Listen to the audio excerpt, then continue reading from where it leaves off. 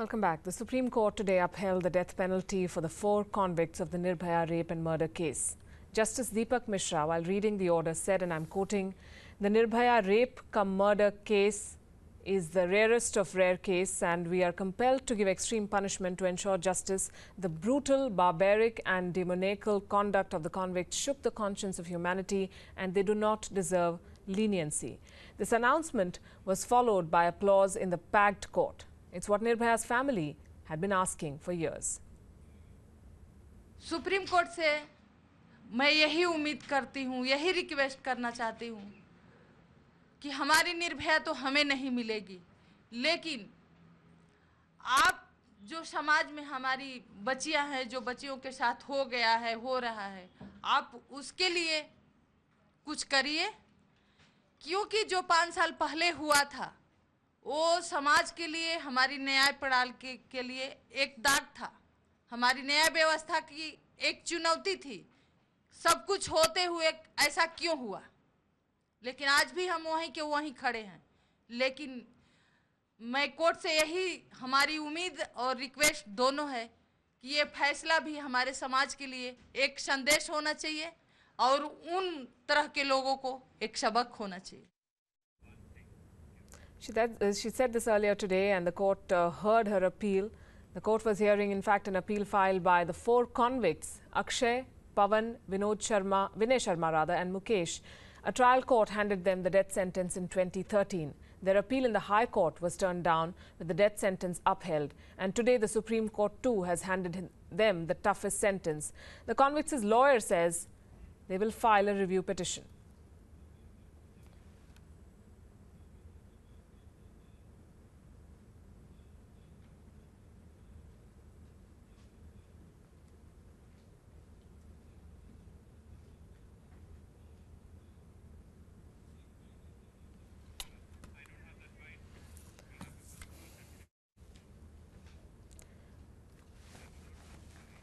So today's decision, while significant, is not final. The convicts still have legal recourse, as we understand. The review petition they plan to file can be followed by a curative petition. If that too is turned down, they can appeal to the president for mercy. Of the 6 accused, Ram Singh had hanged himself in prison. Another accused, who was a juvenile at the time of the crime, served a 3-year sentence in a reform home. And this man was reportedly the most brutal of the rapists. Nirbhaya's family and many others have said that he should have been the first to hang, triggering a debate on harsher punishment for juveniles in cases of heinous crimes. In fact, this is a case that has unleashed anger like no other. These were the scenes in the heart of the national capital 4.5 years back. India stood united in grief. Protests and candlelight marches and vigils were held across metros. Thousands of students braved tear gas shells and water cannons in bitter Delhi winter to protest. On 16th of December 2012, Jyoti Singh, or Nirbhaya as she is now known, a young medical student on her way home after a movie with a friend, was gang raped and brutalized on a moving bus in New Delhi. She battled for her life for days before succumbing to her injuries. This story shook the conscience of the entire country. Tougher laws were promised. The rape law was amended to instill more confidence in women to come out and report. More money was diverted to ensure better systems for women's safety. In February 2013, the Finance Ministry at the centre announced 1,000 crore rupees for the Nirbhaya Fund. The money was to be used for 3 projects. A. Setting up GPS trackers and CCTV cameras for public transport vehicles. Compulsory addition of an SOS button on all mobile phones made in India and an SOS alert system in trains. This was 3 years back. Today, in 2017, none of these proposals has been fully implemented, and more Nirbhayas continue to suffer. From the mass molestation in Bengaluru to the stalker caught on CCTV in the same city, from a woman raped on a highway in front of her family to thousands of others whose plight goes unreported, sexual assault remains a dark reality in India, as does the further victimization of victims. We've seen it in case after case. Democratically elected leaders you and I elect and vote for, make shocking statements blaming a rape survivor for bringing it upon herself. And politics continues.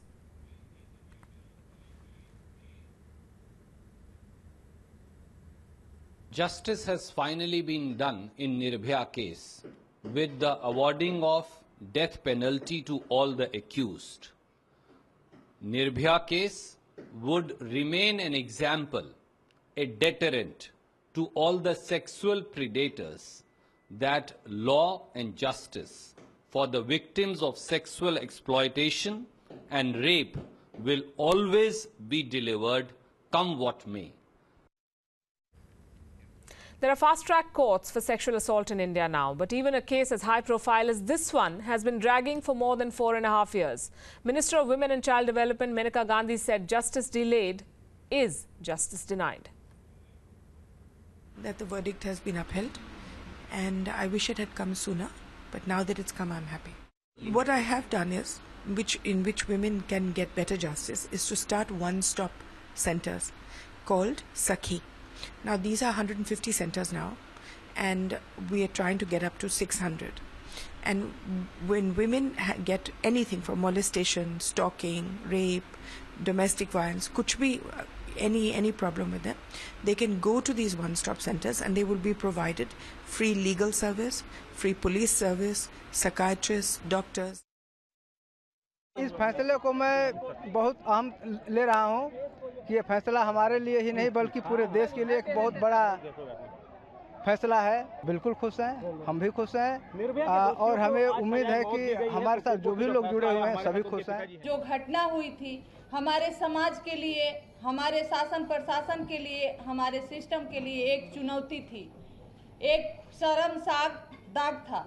लेकिन आज ये जो फैसला भी आया है हमारे समाज के लिए एक संदेश है और ऐसे प्रकृति के जो लोग हैं उनके लिए एक सबक है। आज जिस तरह से कोर्ट में जज साहब ने फैसला पढ़ा, एक एक चीज को पढ़ा, तो मुझे यही महसूस हुआ कि देर जरूर है मगर अंधेर नहीं है। Nirbhaya's family is committed to fight till the end. And we also heard from people across India, people visiting India, on what they had to say about this case. Today was an important day. The Supreme Court of India sentenced the 4 convicts to death in the Nirbhaya gang rape case. It has certainly invited a lot of global attention. And here with me are some visitors here to the country who've come to explore India. Let's understand from them, when you were coming to India, did you have any preconceived notions, given that you already knew about the case, as you told me? Did you have any preconceived notions that India might not be safe for you? Well, a little bit. I knew about the case, and just as a foreign woman, it definitely crossed my mind. However, it didn't stop me from wanting to visit, and I'm really glad that I've come because I've only had positive experiences.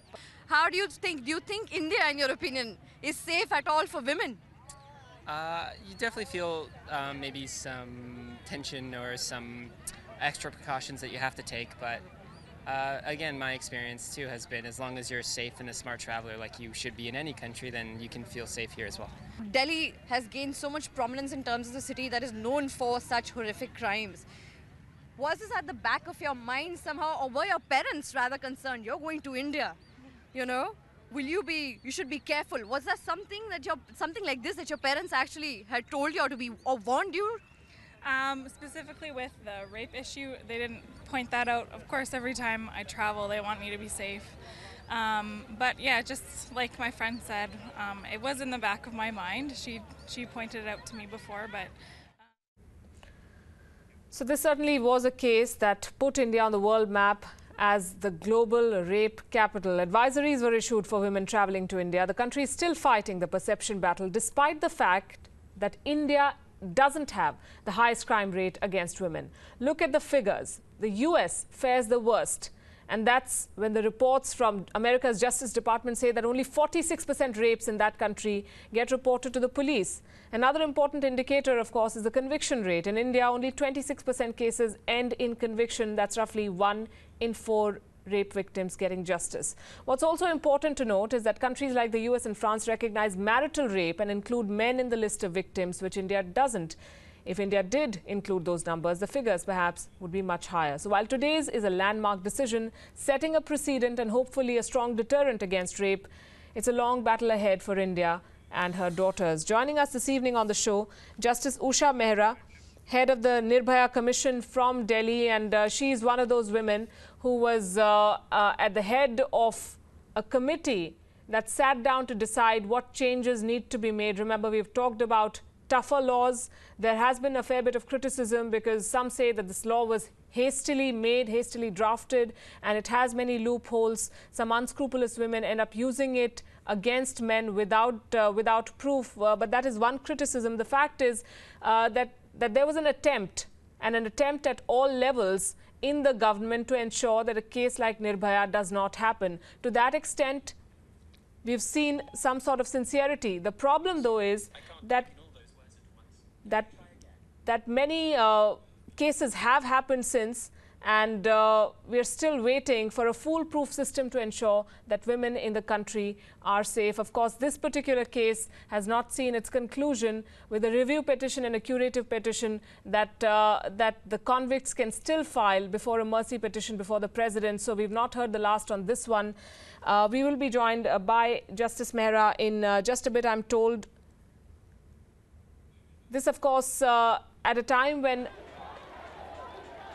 the convicts' lawyer has said that he is going to file a review petition. Let's listen into what AP Singh had to say.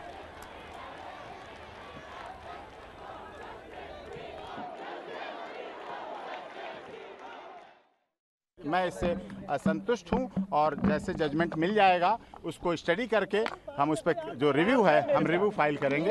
Akshay Kumar Singh, Vinay Sharma और पवन गुप्ता के लिए review file करेंगे। And as we wait for the next development in this case, this is something that we'll keep our focus on here at WION, the issue of safety of women and what various agencies are doing to contribute towards it. Justice Usha Mehra, I'm told, is with us finally. Good evening, Justice Mehra. Your reaction to today's order, do you believe it is going to be a potential deterrent for rapists, for sexual offenders in the future? Yes, it will, but unfortunately, one fortunate part is that it is delayed. It is delayed. Had it been given much earlier, it would have been a very big impact on the society. That is one aspect. You know, we've spoken about it ad nauseum in India on what more can be done to ensure the safety of women. What is the biggest roadblock? Is it the political will? Is it the bureaucracy? Is it the general inertia in the Indian society and system? It is a political will which is lacking. As a matter of fact, in my report, I had suggested that you have to have one-stop center so that the moment a rape victim comes to the hospital, everything should be readily available there. Thereafter, the forensic science report should also be readily available.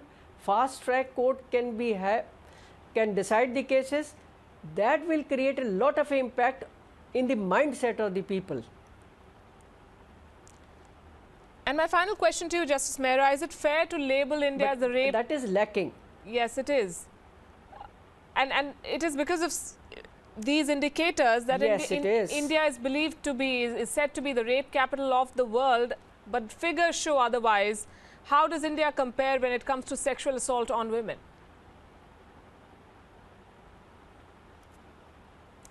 As a matter of fact, rape is everywhere. You cannot say that India is the only country where the rapes are committed. You see American figure. Compare with that, you cannot say India is the rapist country. Right, Justice Mehra, appreciate you joining us, ma'am, and congratulations for the work you've done in this regard. Yes, ma'am. Thank you. Thank you. Thank you for joining us. We're going to take a break at this point. Still ahead, why it's our turn to tell Justin Bieber it don't make no sense. His demand list is, to put it politely, crazy. We'll tell you more about it when we're back.